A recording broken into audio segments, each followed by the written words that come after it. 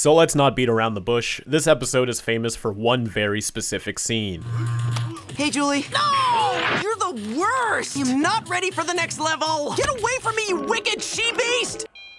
Ben and Julie's relationship was an ongoing plot thread throughout the UAF era. They started off very promising, but many factors led to their eventual toxic downfall. In-universe, the couple started having troubles when Ben's ego returned in Alien Force Season 3, which was emphasized even more by his global fame in Ultimate Alien, along with Julie pursuing her own professional career to have a life and identity outside of Ben. Out of universe, it felt like the writers didn't know what they wanted to do with them for the longest time, while balancing the constant changes the network forced upon the show. And by Omniverse, they just wanted to do something different, leading to them breaking up over a silly misunderstanding. You're strangling me! This thing just isn't working for me anymore! What I personally find most ridiculous is that neither one of them called each other back after this incident. I know it's a cartoon, but even for both Ben and Julie's characters, this is terribly unrealistic. Julie has always been one to be forward about her emotions and challenge Ben's behavior, even if it hurts her. And on Ben's part, up to this episode, he still thought they were a couple, yet they haven't spoken in months? Dude, my girlfriend and I are talking here? It was pretty clear that Ben and Julie couldn't last with their diverging paths and attitudes, but this ending was not satisfactory for anyone and only makes both characters look bad. I don't believe I've ever heard someone say they enjoy this scene, whether or not they liked their relationship as a whole. And I agree, ending a multi-series long relationship on a flashback joke? Far from the best move they could have done. Nobody wanted this. Maybe I did break up with you. I was wondering why you never called back. Although, there's a lot more to this episode than this overshadowing scene, so let's take a look. I can't wait for me and you. The story revolves around Luma preparing for their wedding by conquering the Kraho for him to embrace their Tetraman customs. Ben Tennyson, my beloved. Beloved? More accurately, betrothed. Which follows up on the previous story of Ben unknowingly becoming engaged to Luma after defeating her in combat. Tetraman females are pledged to the male who defeats them in battle. We have so many plans to make Ben Tennyson. As Omniverse was meant to be a potential gateway for new Ben 10 fans, this episode isn't afraid to pull heavy ties from the UAF era. Julie's back in town. Why didn't she call? But it also serves to show that the world of Ben 10 continues to move forward even when it doesn't happen on screen. I've been busy, you know, living my life and all. When Julie returns to town, Ben must juggle trying to save a dead relationship, feed into his new one, and escape one that he does not want to be a part of. Ben's accidental Riz is a greater enemy to him than Vilgax at this point. It's amusing that Esther mistook Julie and Hervé for Gwen and Kevin too, a clever way to rope them into the episode's plot further. After a complicated series of events, Julie defeats Luma, breaking Ben and Luma's engagement, with Luma now conceding to Julie that she has earned the right to steal Ben from her as his bride-to-be. From this moment forth, you are his betrothed. Obviously, Julie rejects this invitation, but since being thrown into one final adventure with Ben, it gives them a second chance to end things on a better note. Friends?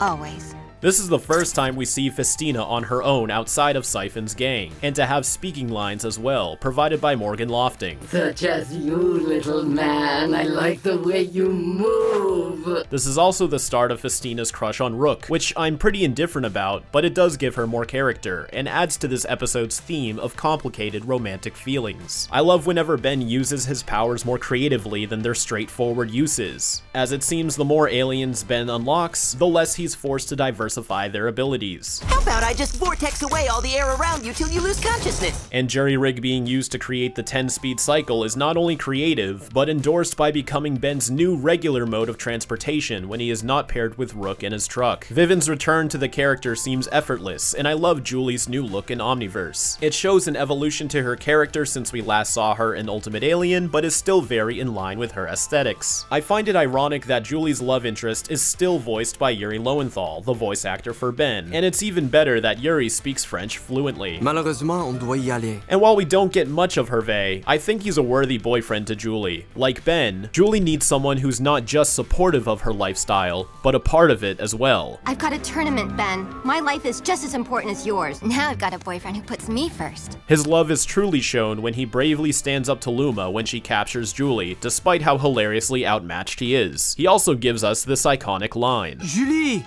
This is no time to be putting on the dog! Of course, you can't have Julie without Ship. Though in my opinion, both his base form and his mech suit look better in UAF, these designs function pretty well for the character, and I like to imagine that the new mech is an in-universe upgrade, further developing ship's bond with Julie, though it would have been nice if he had more screen time, even if it was just in the background. On Ben's part, while it's clear he fumbled the bag, their relationship has been full of empty promises for a long time now. Julie, I promise I'll make it up to you. Whatever you want to do, I'm there. You promise you'll do better? I promise I'll try. Then I'll try too. I was wrong about Vilgax. We could all argue about it some more over dinner. I promise I'll always put you first. So it was best for both of them to end. And although this clearly has affected Julie much more than Ben, there's a part of her that still understands where he's coming from, and why unfortunately is also the reason they'll never be together. It feels like I'm always running off somewhere, doesn't it? It's starting to. Go after her. Nope, I'm going after Serpent. Ben never asked to be a hero, but at the end of the day, he does a lot of good. So cut him a break. Ben's ignorance to their breakup, along with the awkward positions he's unintentionally putting all of these characters in, makes him face something he's avoided countless times before: consequences for his careless romantic endeavors. How many girls are in your life?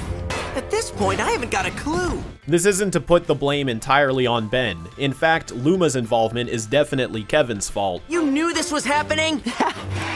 Yeah. But his questionable interactions about women is something that fans have long since debated. What about Julie? She was only a little too good looking for me. This is contrasted by Rook, who is shown to have been very firm where he stands with each of his lusting lovers so far. Rook Blanco?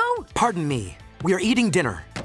If again you block my view of the pretty blue one. Your attentions are unwarranted and unwanted. And while I don't really like the phone call scene for either character, it's nice to see that they were able to have closure by the end of the episode and remain friends. Yet, I still feel it's a huge missed opportunity for her not to return again after this, especially with her new ship mech and their new path as friends. She gets a cameo in Season 8, but it doesn't really count. Esther's return was a welcome one too, and this could have seeded their relationship more if this wasn't just one of her 4 mere appearances in Omniverse's whopping 80 episodes. And piling on Luma too, it's interesting to see all of Ben's relationship threads start crashing together in one episode. It did feel inevitable after all. Oh, and Ben's mom is also back, thankfully still voiced by Beth Littleford. Following up on her last appearance in Ultimate Alien, she seems well adjusted to the strange characters that weave in and out of Ben's heroic lifestyle. This episode has a lot of great animation on top of visual eye candy. It's always nice to revisit previous series locations in the Omniverse style to compare. Though a tennis court is always just a tennis court, Ben's room is always a pleasure to see, as we've now seen it in 3 different art styles. And UAF Ben in Omniverse's style? Absolute perfection. Really wish we got to see OV Ben wear his signature green jacket a couple more times. UAF Julie looks pretty great too, and the 10-speed outfit is very stylish. Though, while Rook's proto-truck CG model looks pretty solid most of the time, this episode doesn't look as polished. And it's a shame that Accelerate doesn't use his visor while running. Though on the flip side, we also see Ball Weevil use his slime for something other than, well, a ball to weevil with. And on a side note, it's crazy how Ben actually tried to shove his drill into Luma's stomach. Granted, he has been a Tetraman before and probably knows it wouldn't pierce, but still, geez. The bulk of this episode is a one-off adventure, but the story still deserves a high importance rating as it caps off a lot of loose plot threads such as Ben and Julie's relationship, which started nearly 100 episodes ago, Ben's imposed engagement to Luma, and now where he stands with Esther. The return of Julie in Omniverse is already noteworthy for how entertaining this episode is, combined with revisiting some previously established locations, many returning characters, and the conflict of Ben's love life. It's hard not to be amused by the chaos of this story. The way Ben and Julie break up has tarnished this episode's reputation, but aside from this terrible character moment, it's a pretty solid entry. It's about time we accept that these are both flawed characters that are on separate journeys for personal happiness, and give this story another chance through a more optimistic lens. Women,